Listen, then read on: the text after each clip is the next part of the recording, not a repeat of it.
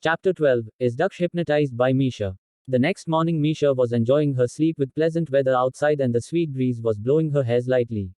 When she heard the knocks on the door, she obviously was not in the mood to wake up, so she ignored it bluntly. She could tell who he was even without checking. It was Daksh. After all, he has taken the charge to wake her up every morning nowadays.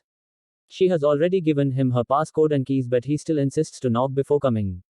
Why? You may ask. Because he is such a gentleman that it is against his principles to barge in her house without informing her head by knocking on the door or calling her in order to let her open the door for him. Oh well, as for her giving him the passcode and keys for apartment, it is because she herself cannot estimate what kind of trouble she can create or the level of its impact, so she has suggested this. Since Daksh is such an organized person, it is somewhat reassuring that if something happens, he will take care of it.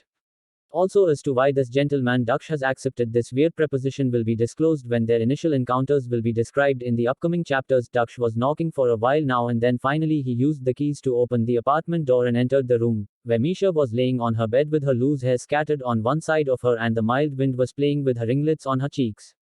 The scene was too much enchanting for Daksh to wake her up, but if he does not wake her up at this moment, they'll end up being late to the lecture. So he tried to wake her up by gently patting her cheeks. This made her squirm a little, but she did not open her eyes.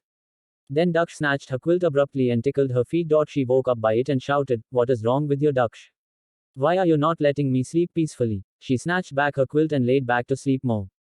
To which Daksh retorted, "Have you forgotten we have our lectures to attend, you silly girl?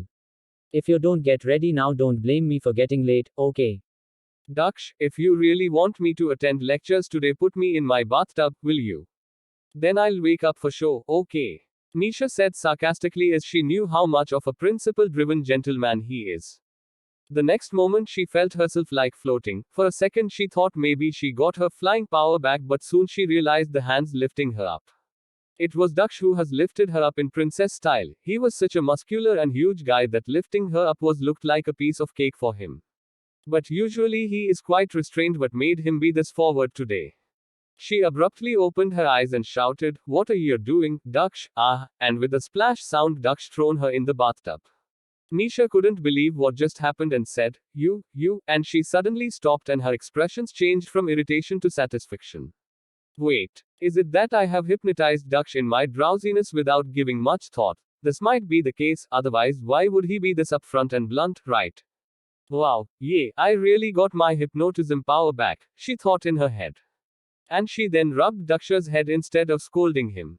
Daksh was speechless and was standing still there. She then asked him to go out as she needed to bathe herself, and he obediently followed her request. This made her reassured in her speculation about him being hypnotized by her. She then went to Daksh's place where she sat on dining table to have breakfast. Daksh served the food and told her to eat slowly like always, which left her startled for a second as he was behaving in usual way even after being hypnotized by her. But she soon realized that her current power has limitation of 15 minutes. And it was past that time since she takes half-hour minimum to take bath, so obviously he is not hypnotized now, but that doesn't mean he cannot be hypnotized again, right? She thought to herself and grinned. Daksh was watching her reactions for a while now, so he asked, "What happened?" "Nothing," Misha replied with her continuous grin. She then looked into his eyes and tried to hypnotize him. "Daksh, I want to have your portion of food. Give me yours and you take mine, okay?" Daksh said nothing and just switched their utensils and started eating Misha's odd breakfast. Wow, Daksh is having my leftover food. I could never imagine this if it was not for my special power now. Misha again thought in her head. It was not that Daksh was misophobic, but he still never liked the idea of having the tasted food for himself. So Misha's amazement was quite reasonable. They had their breakfast and were on their way to the college when Misha realized she has forgotten her assignment for lecture at home. She then asked Daksh to accompany her for bringing her assignment from her apartment.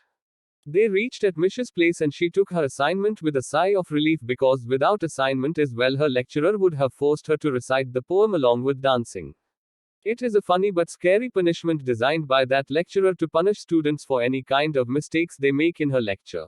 Only the thought of reciting, "Twinkle twinkle little star," along with dancing in front of her whole class was enough for her to feel the terror of embarrassment. Since she is the demon empress, it was even more embarrassing to get into something like this.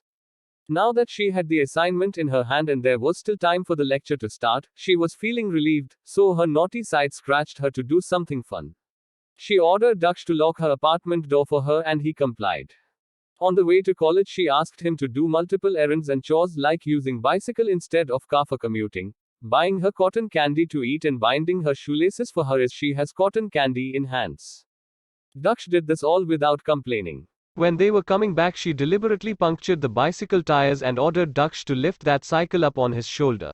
Daksh lifted the bicycle on his shoulder and did not feel any discomfort doing that. However, Misha was chuckling while thinking about how much fun she had making him do the chores for her throughout the day.